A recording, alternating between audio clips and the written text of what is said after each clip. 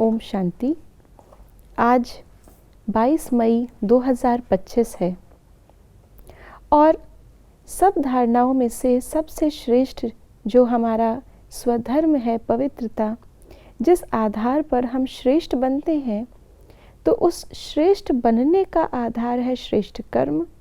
और श्रेष्ठ कर्म करते हुए किन बातों को हमें ध्यान पे रखना है, किन बातों की परहेज करनी है जिससे हमारे कर्म श्रेष्ठ होते रहें, ये आज बाबा हमें बता रहे हैं अपने अव्यक्त इशारों में।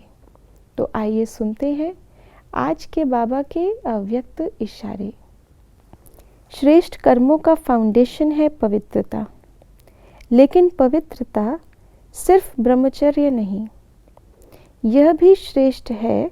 लेकिन मनसा संकल्प में भी अगर कोई आत्मा के प्रति विशेष लगाव व झुकाव हो गया, किसी आत्मा की विशेषता पर प्रभावित हो गए या उसके प्रति नेगेटिव संकल्प चले, ऐसे बोल व शब्द निकले जो मर्यादा पूर्वक नहीं है, तो उसको भी पवित्रता नहीं कहेंगे।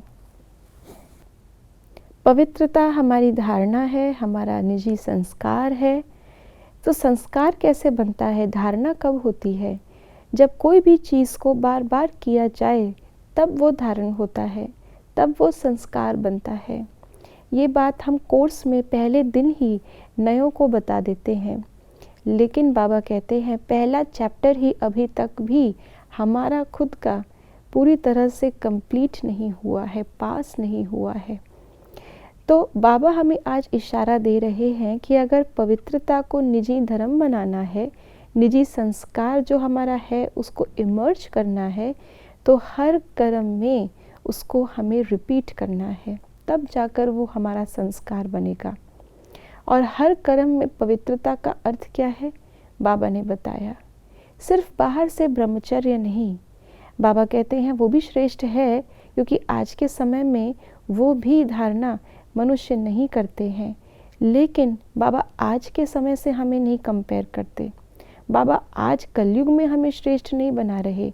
बाबा हमें पूरे कल्प में, चारों युगों में हर एक आत्मा से श्रेष्ठ देव आत्मा बना रहे हैं। तो बाबा कहते हैं कि हर एक कर्म की शुरुआत संकल्प से होती है, और संकल्प हमारा बाबा के साथ जुड़ा हुआ हो। जब संकल्प में पहले बाबा होगा, कोई और आत्मा या उसके कर्म नहीं, तो बाबा की श्रीमत के अनुसार कर्म होगा। क्या होता है, जब कोई और आत्मा के कर्म को हम देख लेते हैं और उसके जैसा, या तो जैसे को तैसा करने के लिए, या कई बार प्रभावित होकर के हम वैसे कर्म करने लग जाते हैं, तो श्रीमत से हम दूर हो जाते हैं। बाबा जो श्रेष्ठ कर्म हमें सिखाने चाहते हैं उससे हम दूर हो जाते हैं। अगर किसी आत्मा की कलयुग में हमने कोई विशेषता देख ली और हमें लगता है यही बहुत अच्छा है, तो वो कलयुग के हिसाब से अच्छा है। लेकिन बाबा जो हमें श्रीमत दे रहे हैं वो तो सतयुगी बनने की दे रहे हैं। कलयुग में अच्छे कर्म करके या कलयुगी आत्माओं जैसे अच्छे कर्म करके हम सतयुगी नहीं बन सकते। इसलिए हमेशा हमें ध्यान रहे हम संगम पर हैं। कलयुग हमारे लिए पूरा हो चुका, तो कलयुग की किसी भी चीज़ का अच्छा या बुरा प्रभाव हम पर नहीं पड़ सकता।